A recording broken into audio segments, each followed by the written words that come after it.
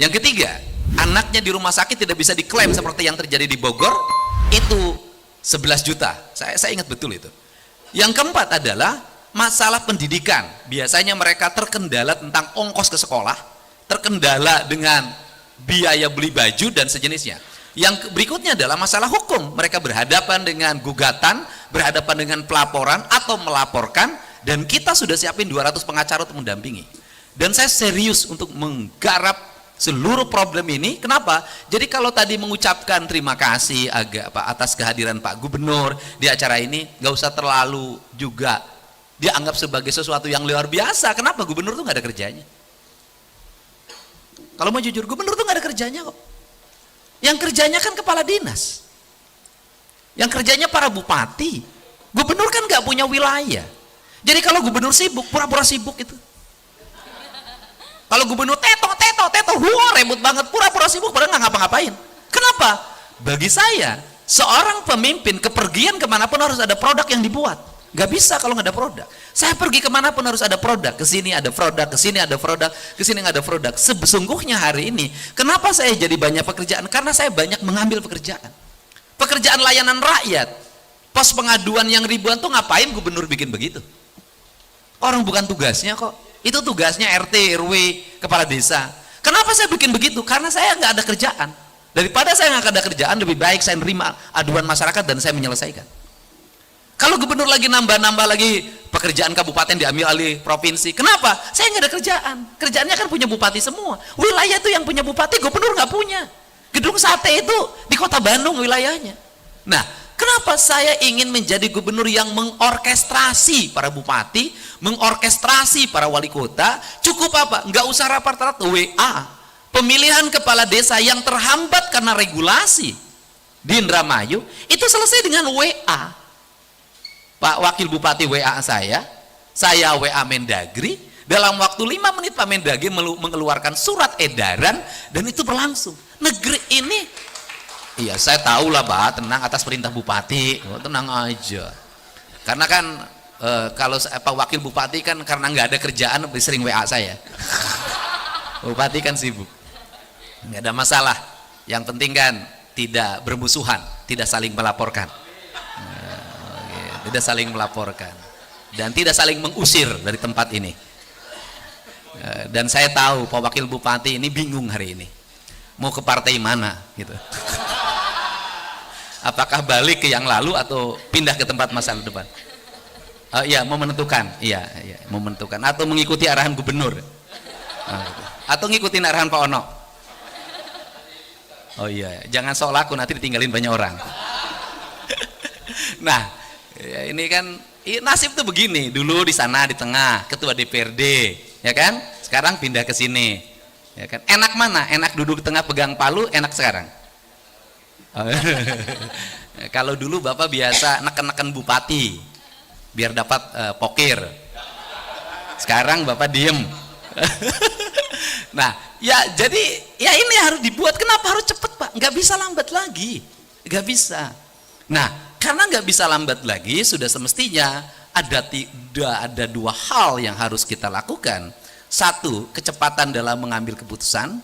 2, estetika dalam produk pembangunan. Itu yang saya pegang.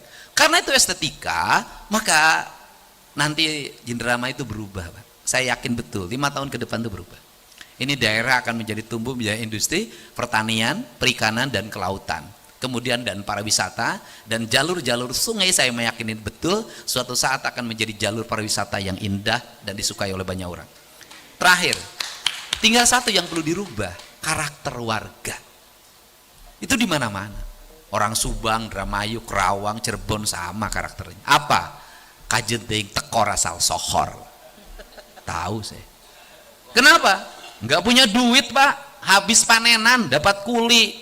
Derep, saya tahu itu. Saya di rumah saya kan banyak orang Indramayu suka ikut derep saya. Dapatnya sebulan paling dapat 6 juta, 7 juta atau bisa 10 juta.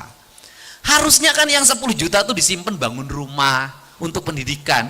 Orang Indramayu sama orang Subang Utara tuh enggak. Panenan hajatan. Hajatannya dicatat. Sini catat enggak? Iya, Pak. Catat. Iya, dicatat, Pak.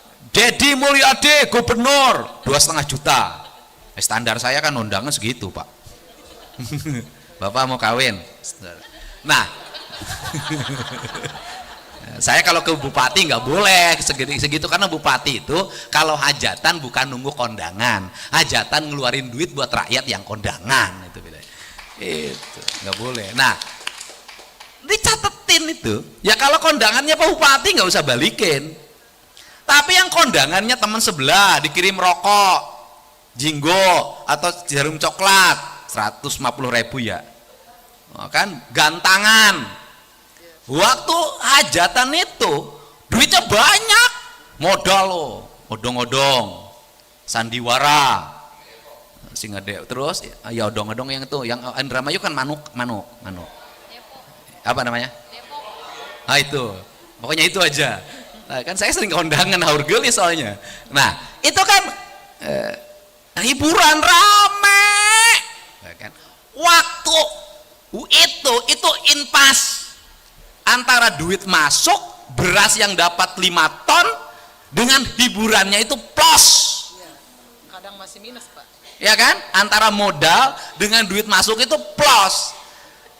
Aman, waktu kawinan tuh aman. Waktu sunatan dan Subang Indramayu tuh jangankan punya anak, nggak punya anak tetap hajat.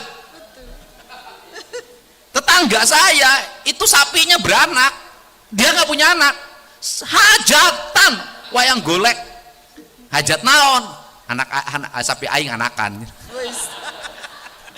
Nah pusingnya kapan? Pusingnya beres hajat itu nanti pas orang lain hajatan. Mau kondangan lagi tuh, Pak. Kan ini kebudayaan, Pak, tapi kan harus segera dibenahi. Nggak bisa karena melahirkan kemiskinan. Hajatan nanti hasil drop itu habis untuk bayar utang. Kalau nggak dibayar saya tahu ditagih. Oh, itu Pak Musbida, Forkopimda ditagih, Pak. Kamu itu balikin tuh beras saya 2 gantang. Dulu waktu saya kamu hajat saya kondangan, kamu kenapa nggak balikin? Kamu dulu saya kondangan tuh rokok Samsu 300.000, kan balikin. Itu pusing. Nah, dapat duitnya itu dari mana lagi untuk nutupin itu? Pinjem Bang Emok. Yang hajatnya Bang Emok juga, bank keliling. Jadi sesungguhnya siklus kemiskinan yang timbul di wilayah pantai utara itu adalah lahir dari tradisi yang harus segera dibenahi. Kenapa? Akhirnya anaknya nggak sekolah. Akhirnya apa? Utangnya di mana-mana. Akibat hutang, akhirnya pergi ke Saudi. Saya tahu Pak yang begitu. Waktu di Saudi bagaimana? Ingin bayar hutang bekas hajat dan ingin bangun rumah. Kirimin ke suaminya. Suaminya kawin lagi. Tahu saya kebudayaan ini, Pak. Suaminya kawin lagi, balik dari Saudi rumahnya kagak ada, suaminya punya istri, pergi lagi. Nah ini kan siklusnya harus dipotong. Dengan apa?